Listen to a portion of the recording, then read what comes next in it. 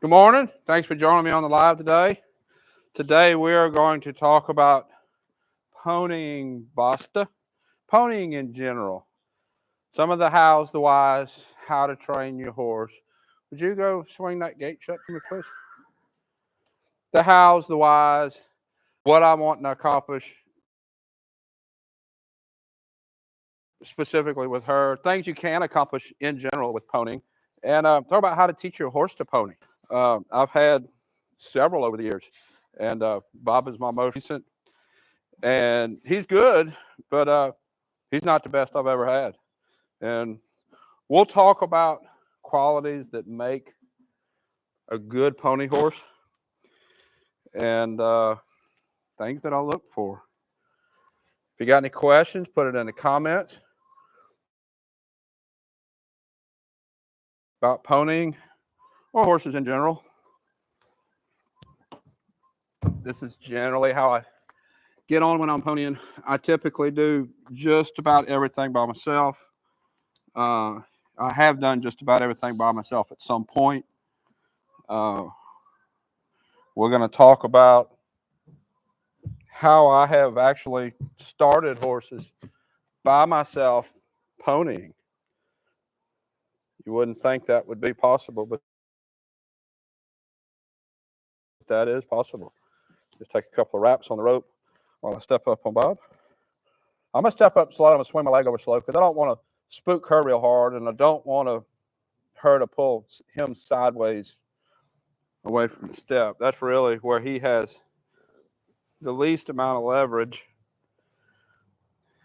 And he is actually kind of small for a pony horse. He is a lot smaller than the last one that I had by a lot, and we'll talk about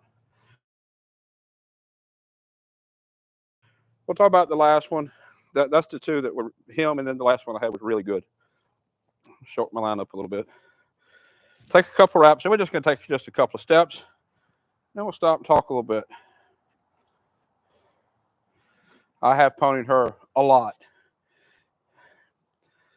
So let's start by talking about what you can accomplish by ponying a young horse.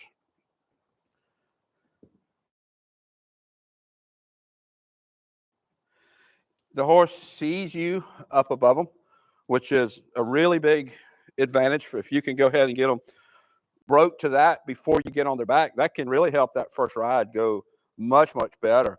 I've talked about ground driving, steering left, steering right, stop, back up, teaching all that before I get on their back. And then ponying, they get to see me up above them. So that's another thing that they get to learn. See, her head's going with my hand. That's one thing that I'm working on a lot with her. So that's one thing another thing that ponying teaches is they get to see you up above them for that first ride. And specifically with her, horses that have learned to get away with doing the wrong thing, giving the wrong answer, running off when they should be locking on.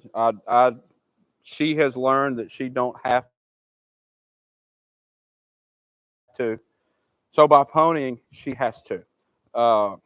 If you watch I think it's called the Ultimate Cowboy Challenge with Trace. I think it's Trace Atkins that's in it.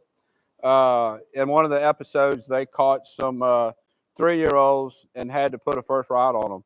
And they did that by ponying them off of another horse. When you have a horse that wants to buck, by ponying them and making them move forward makes the buck much easier to ride. It gives their mind something else to think about besides the person that's on the back, because they're thinking about the other horse. They're getting pulled forward by the other horse. And it breaks them loose from that, oh no, this person's on my back, never seen that before, I'm going to die. So it helps them mentally be okay with that first ride. When you're first teaching one to lead, you saw in one of the videos I did over here, she kind of led, but it wasn't great. You don't want to just drag one. You don't want to just pull one and just force them behind you, because if you do that, they're going to learn that a horse can make them, but they'll learn that a person cannot make them just by dragging them. So what you want to do, or the way I do it to teach a bigger horse to lead, is I'll just put a little bit of pressure on the lead and then wait for them to give to the pressure. Now, right there, she has learned that she has to give to the pressure. So as soon as that slack starts to come away, she's moving. So she now leads pretty dang good. If you saw the very beginning, I let her out of her stall out in here with Bob, and she's leading pretty good. So a lot of horses that you have trouble teaching to lead, it's a really good technique. It's just important to know that, to understand that the point is not to drag them and force them to lead. The point is to teach them that they have to give to that pressure. Have any questions yet I need to answer? Okay. Uh, when we're first putting the first few rides on, I've started horses for many years, just me, all by myself, and some of the more rank horses, I do this off of a pony horse to help with the bucking. And the last horse I had before Bob, I could get on the baby's back and she would listen to my voice cues. If I tick, she'd walk. If I'd cluck, she'd trot. If I'd say whoa, she'd stop. So I could do that. And basically, I was making her go. Really don't care about steering. I was making her go and stop off of that horse's back. And, I got a lot of horses started that way. Nobody even on her back. Um, but we probably started, I don't know, at least several hundred horses that way. I'd say at least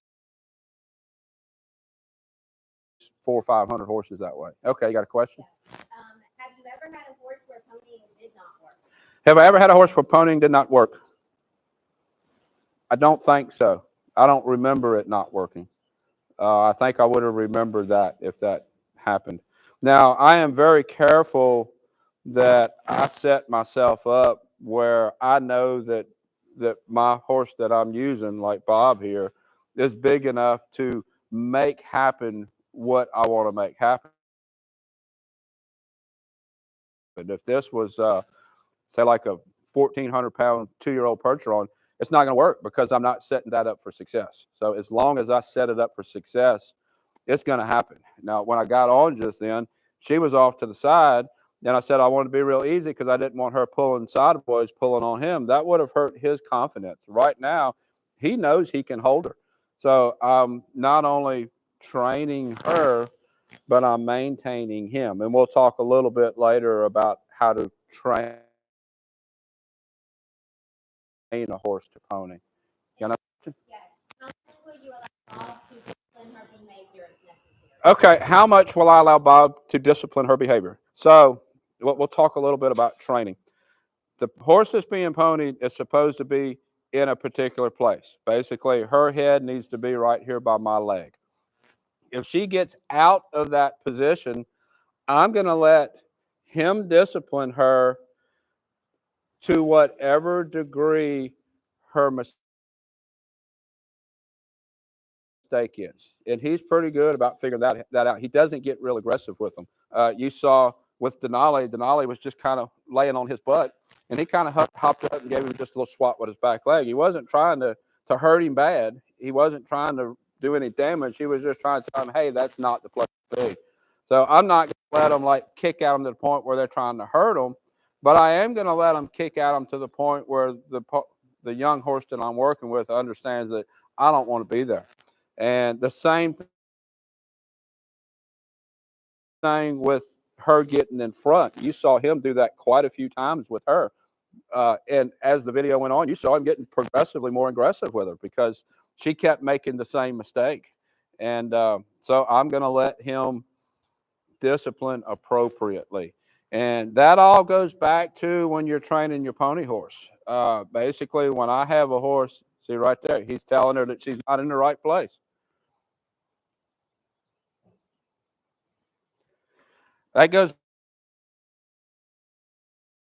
back to when you're training your horse that you're ponying off of. Basically, as long as that horse is where they're supposed to be, I'm going to scold Bob, whatever horse it is, if he does anything aggressive towards the horse I'm ponying. I basically just want him to ignore that horse and walk on.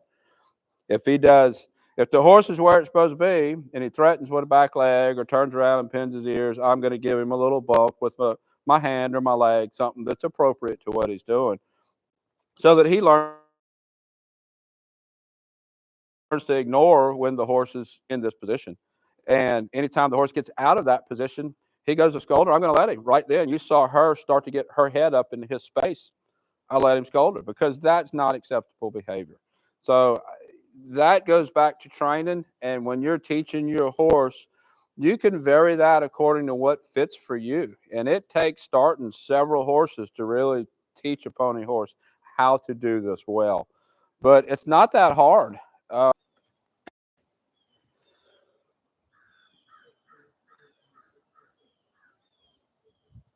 All right, it says we're live.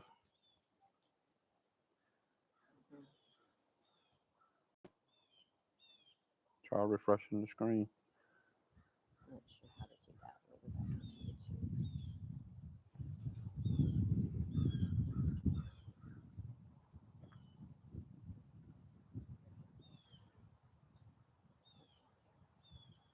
There, we're on. We're on. We're on. Good to. I don't know why I did that. I closed and refreshed, and hopefully it locked back on. If y'all can hear me, okay. Say something.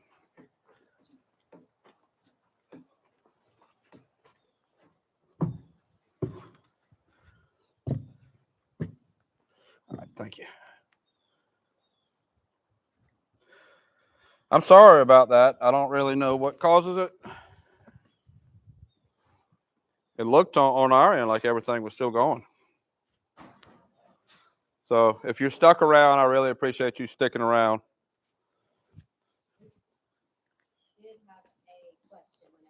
All right. What's your question? What do you think about ponying an older horse with a few behavior issues, including with or without rider? Okay. What do I think about ponying an older horse with behavior issues with or without a rider?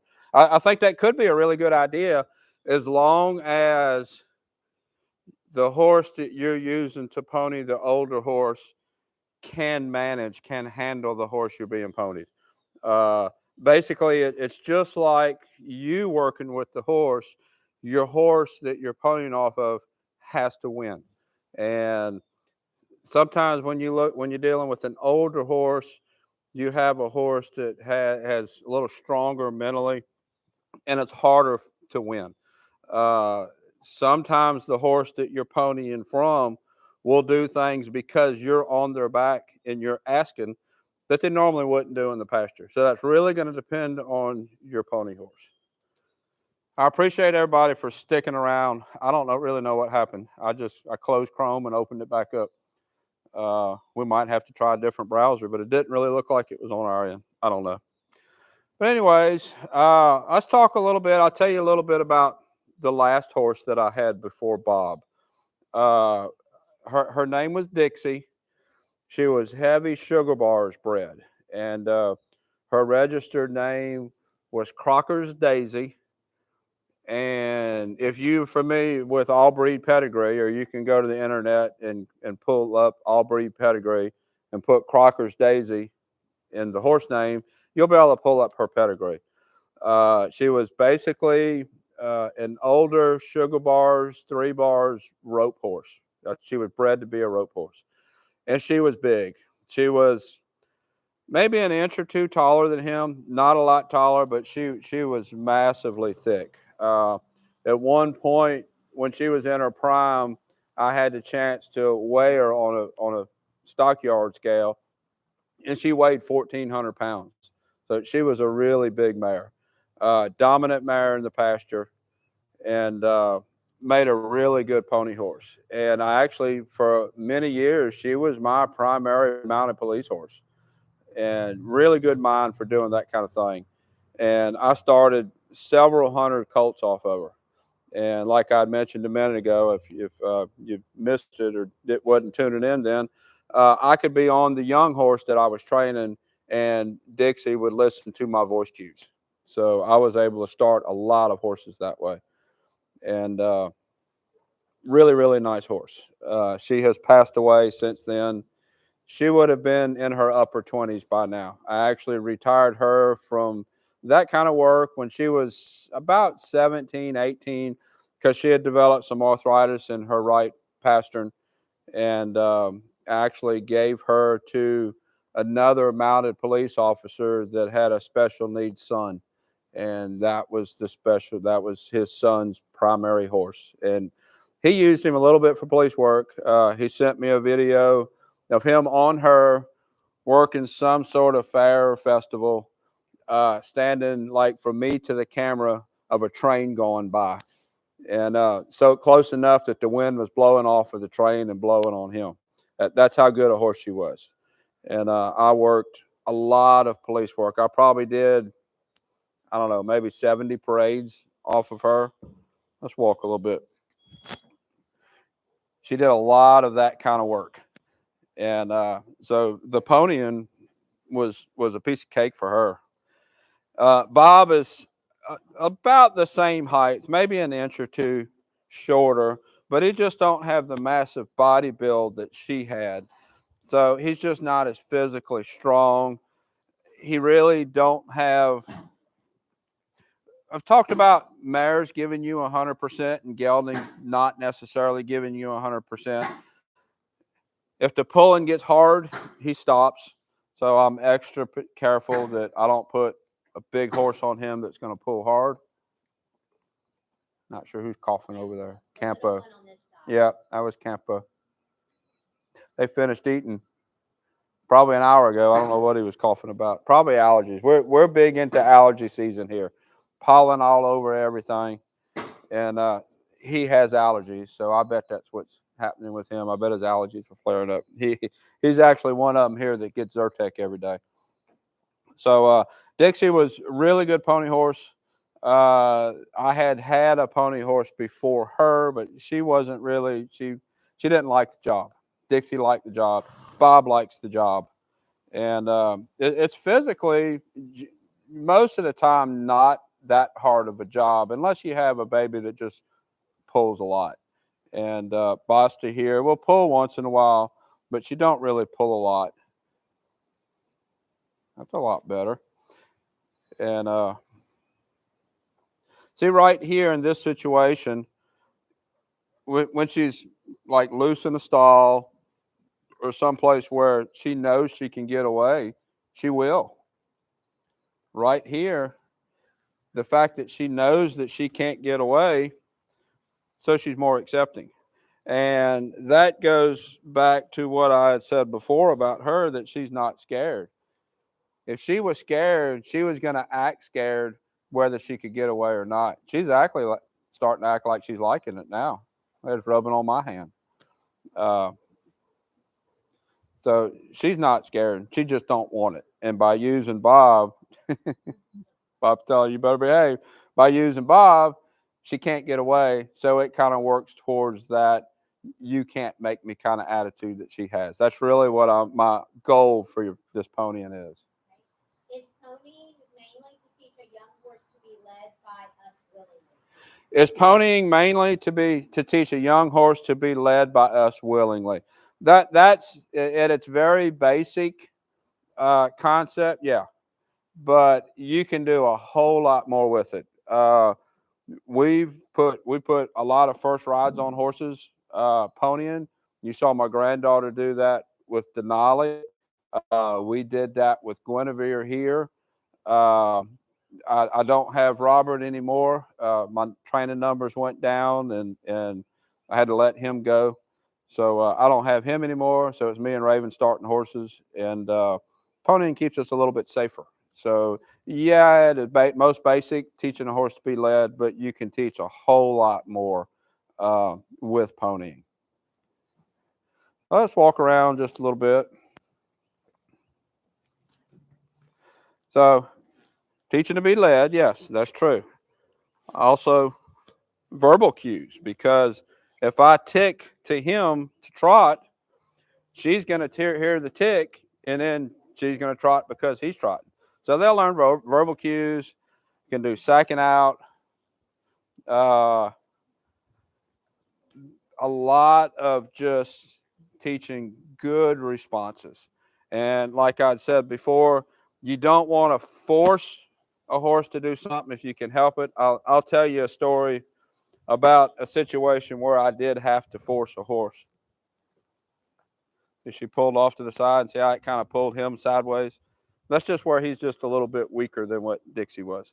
So I had a friend of mine that started colts. She was a colt starter, but she didn't have a pony horse, and she did good work. But she had a colt that was sent to her to start that she just could not get his feet to move. She had been on him a lot, done all the groundwork, and he just wouldn't move his feet. And I don't really know what she had done before, if she had oversensitized. In a lot of situations, you teach the horse, you make the scary thing go away by getting still. And if you do that too good, when you go to get on, the horse won't move his feet. So she had a horse that would not move and called me and asked me for help. So I ended up meeting her at a Bigfoot Horse Trail, which it's in the National Forest here close to me, in Broad Dixie. And we did this there so that the horse felt like it had a place to go. We was out in the woods, not in the closed in arena or anything. We was on a horse trail in a national forest. And Dixie and that horse had never met before, and dallied off with to Dixie. And usually what I do is I just take 2 wraps, and just the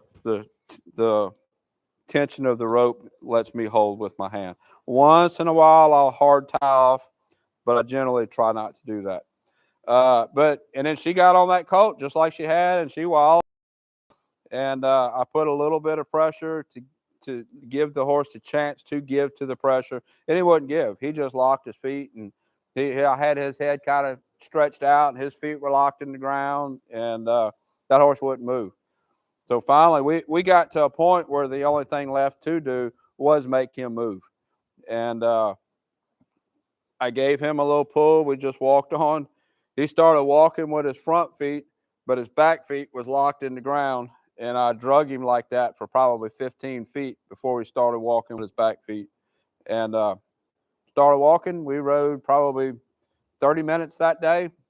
Eventually, I took the lead rope off, handed it to her, finished the trail ride, and it turned out to be a good ride for that colt. But generally, unless it's just a last resort, you don't want to force a horse to do something like that.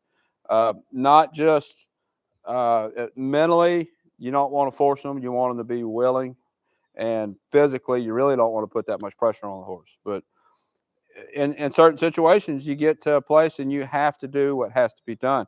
And in that case, if I had not won on and made him walk, then that problem of standing still and locking in place would have just got progressively worse.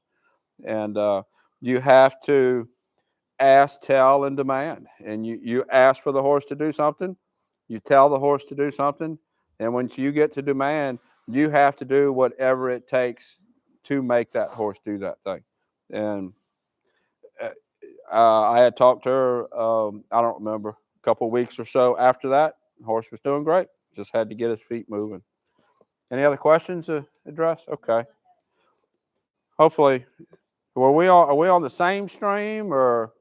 Okay, good. So maybe it's anybody that tunes in late will. Looks like we are. Okay. So let's talk a little bit about teaching your horse to learn to pony. So I generally, the first time I ever pony a horse, I like to do it if I'm teaching my pony horse, I like to do it ponying a horse that knows how to lead.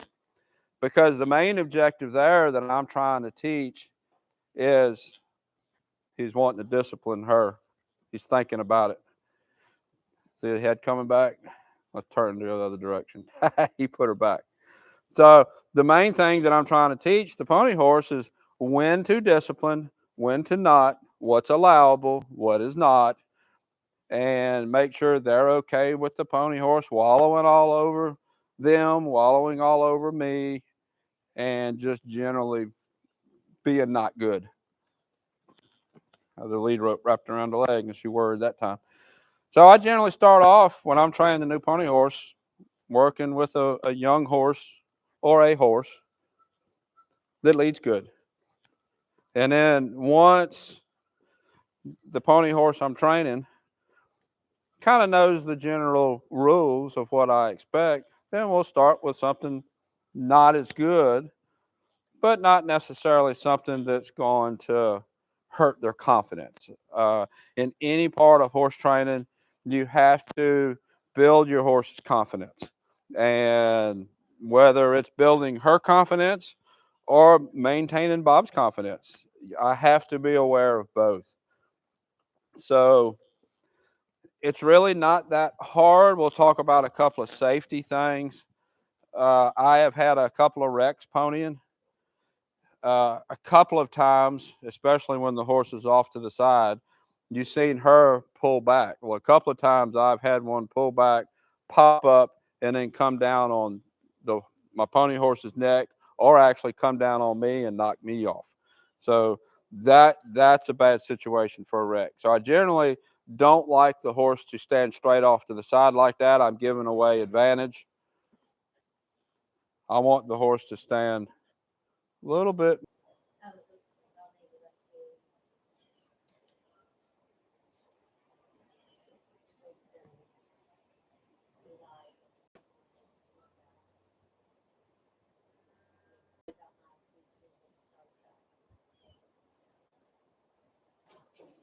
I wonder if it's in the wind.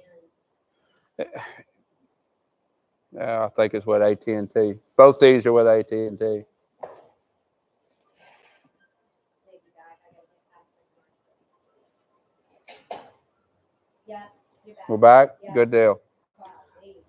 I don't really know. I'm sorry about that. I don't really know what's causing that. I don't know. Forgot what I was talking about.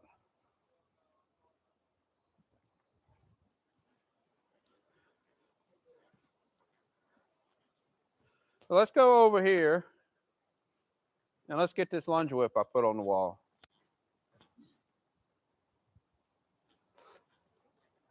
I talked a little bit about there's a lot more that you can do besides just teaching a horse to lead. You can sack them out. And a horse like her that wants to say no, it's a good way to sack one out. So I have the lunge whip here, and we'll just go out here and then we'll stop.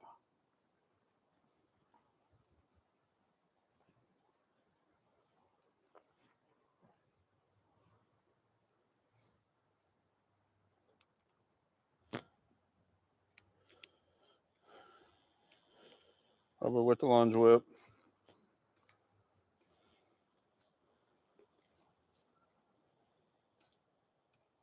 Try to get the little tail to go to the ground. It's got a knot in it. Undo that knot.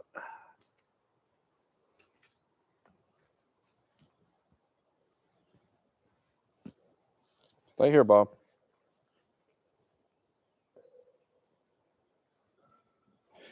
She's pretty good with this. She doesn't like it back around her hips. This gives me a good chance to kind of sack her out with stuff where I'm taking away the leave. Generally, when you're teaching a horse, you're sacking out, desensitizing, teaching anything, you want to apply the pressure and then remove the pressure while their feet are still. But sometimes, if things don't go good,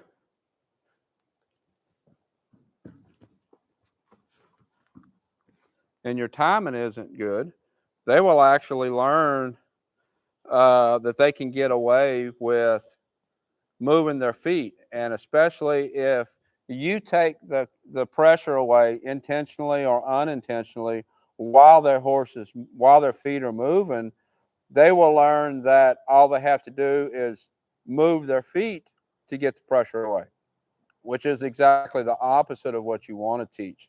So if you have to reteach that, ponying is a really good way to do that because it really limits how much they can move their feet and what they can do.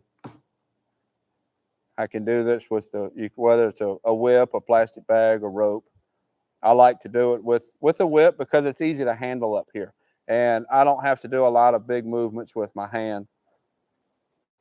She needs to that's actually a lot better. She needs to get used to that. And the other thing is the whip or whatever I'm using is an extension of my hand. So in the process of doing this, she's getting better with my hand. Now, of course, if you're going to sack out a horse, your pony horse has to be really good.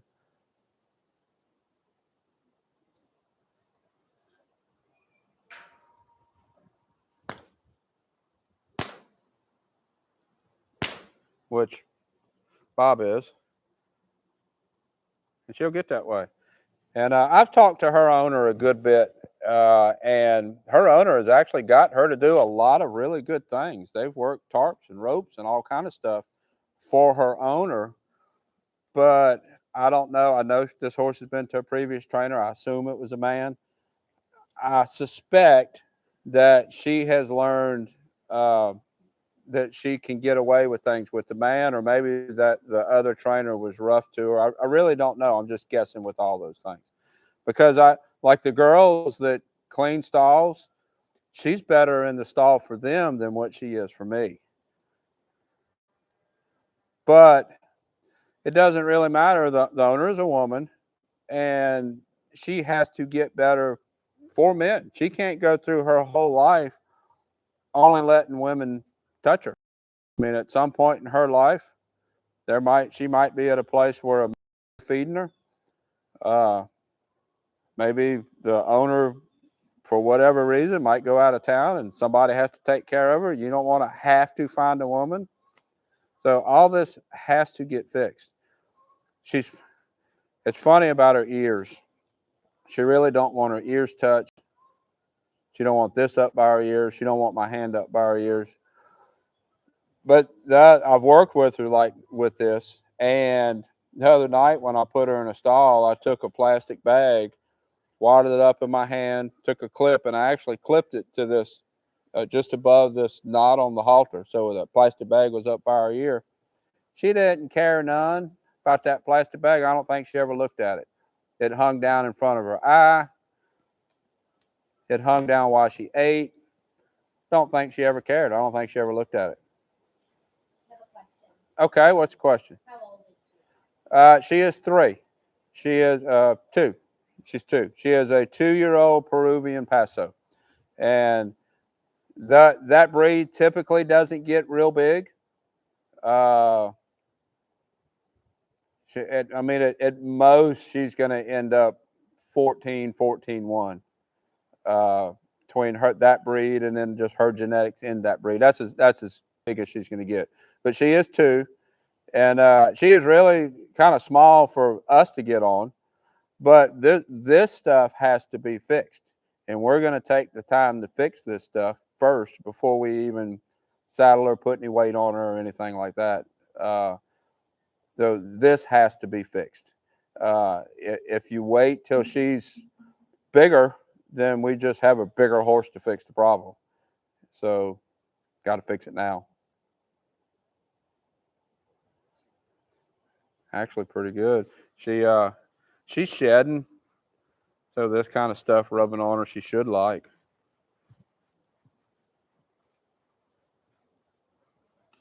Put in the comments. Does anybody else that's watching have y'all ponied before, or do you routinely pony?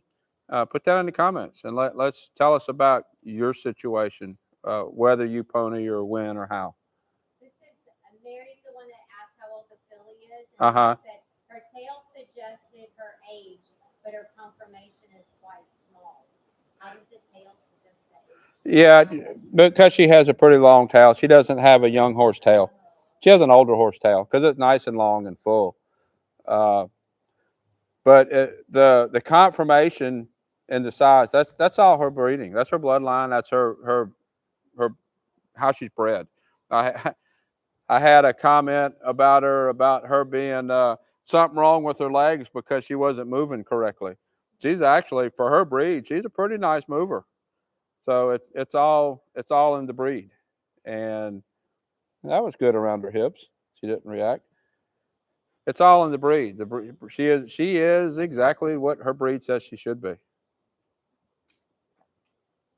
Like I got Bob with that one. Bob, I used to do cowboy mounted shooting off my last pony horse, Dixie, and right there towards the end when her arthritis started bothering her, she started acting up, not wanting to run to do the cowboy mounted shooting. But that's really the only thing I did with her, that I asked her to do anything faster than a trot. So I brought her to a shoot and brought him to a shoot. I think he was 4 at the time, and he had never been shot of. I don't know that he'd even really been around gunfire, other than we've always been in the country and you would hear some around us. And I rode her some, and she didn't like it. She was hurting. It was time for her to be retired from that. So I saddled Bob up, put my guns on, and we trotted through a pattern. Shot all 10 balloons. He was just as good as gold, and that's just his mind. And I have talked before about his laid back mind, him being my Willie Nelson horse, and the immune builder has really helped when I asked for go, when I asked for effort there. But that soft, relaxed uh, desire that was there before, I still have. So that immune builder has really made him a much better horse.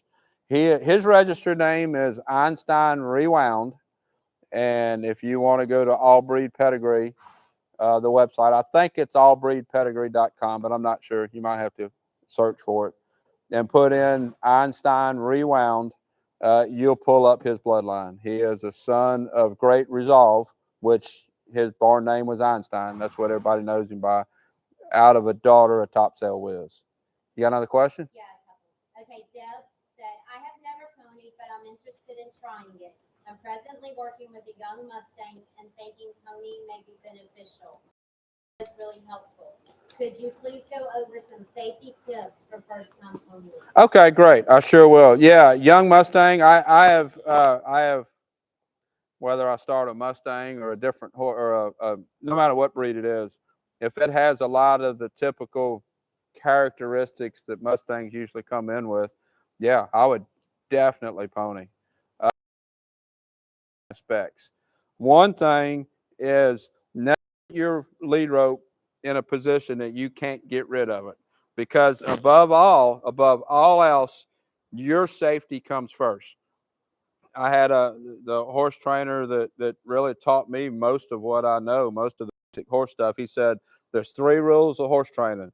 Number 1 rule is I don't get hurt. The number 2 rule is the horse don't get hurt. The number 3 rule is one of us has to learn something. And as long as you stick to those 3 rules, you're making progress. You're doing good. So the number 1 rule is you don't get hurt. So never get this rope in a position that you can't get rid of it.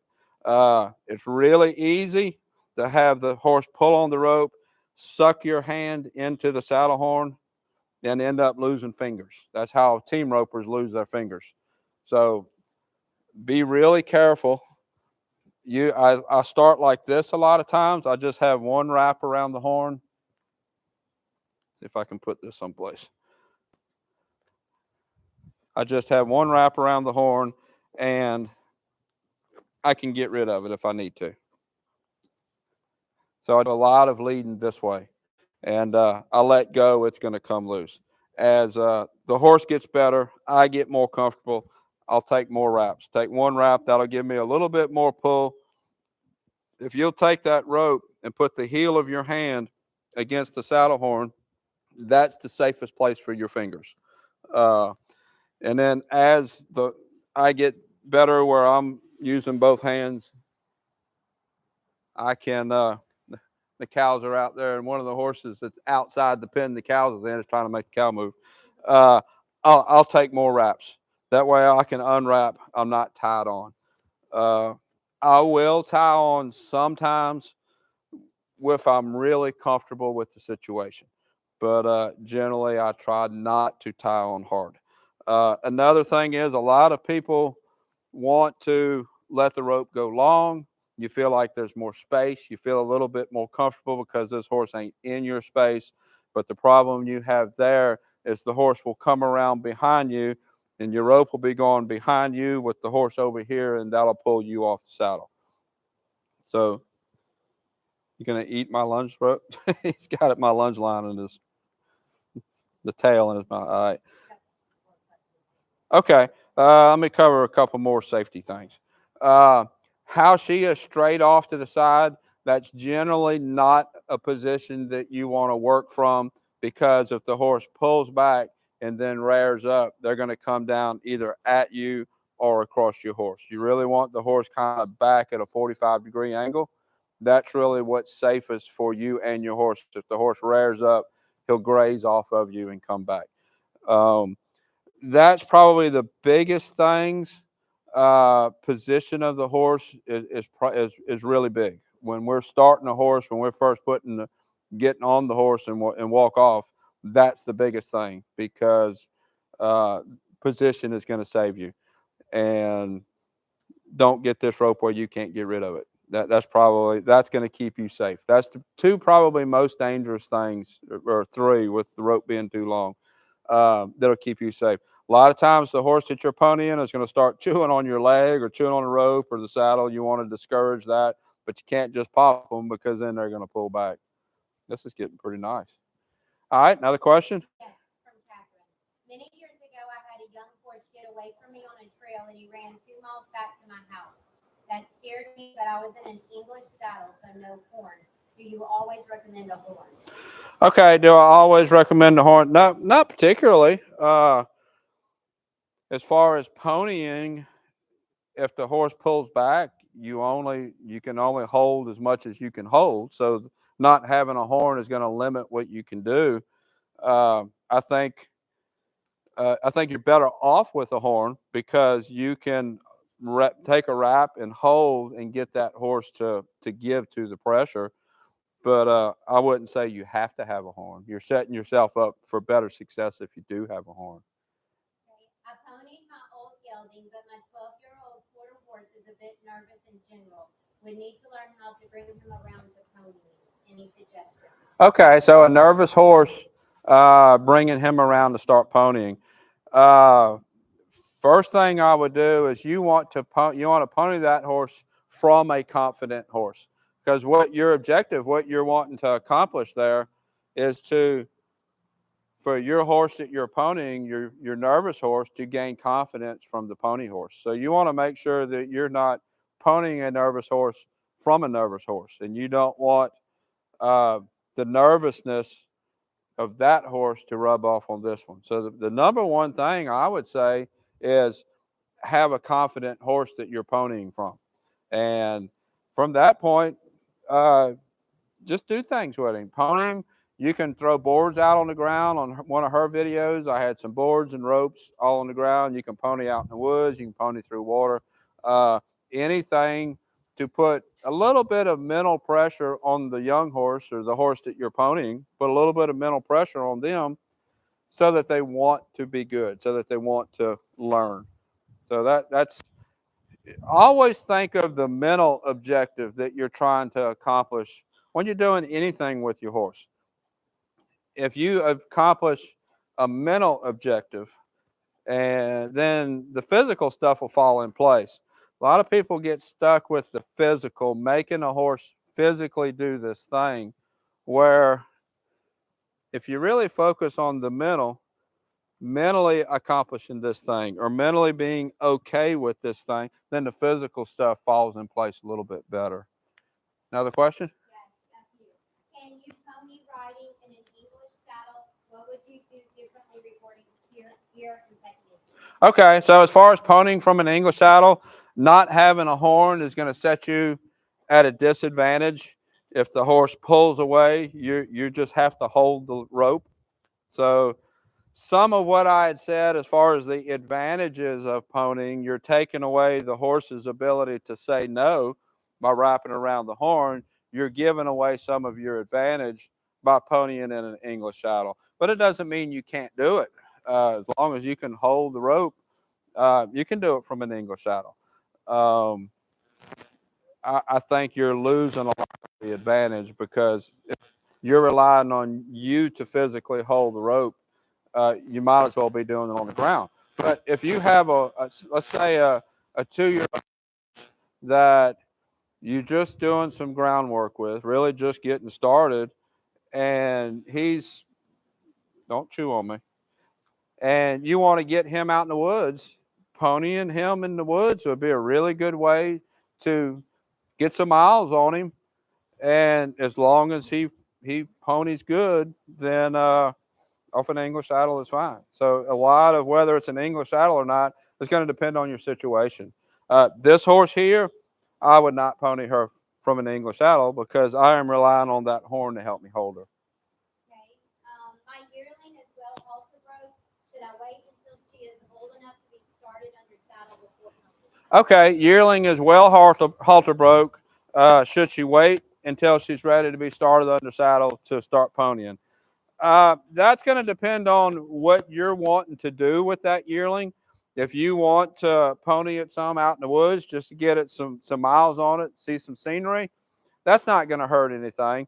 But in general, when I have a yearling, my main objective with that yearling, what I want is I want to be able to halter him and pick up his feet. I want to be able to catch him, doctor on him if I need to, and have his feet trimmed. And normally I don't do a whole lot more with yearlings other than that. But there's nothing wrong with doing more. That's just kind of my program. So yeah, you can do some with him. Getting some miles on him in the woods would probably be a really good idea. That's all the questions in a few minutes. Okay. I appreciate everybody for sticking with me through those freeze ups. I don't know what caused them. I wish we did so I could stop them. Uh, but I appreciate everybody for sticking with me, and I appreciate all the really good questions. And Basta is coming along and gonna be a nice horse with the help of Bob and the pony. So we'll continue working with him with her, and I'll have more videos of her, and I'm sure you'll see a lot more of Bob. I actually plan on making a video just kind of specifically talking about him. So I appreciate everybody for watching. Thank you for watching. Until next time.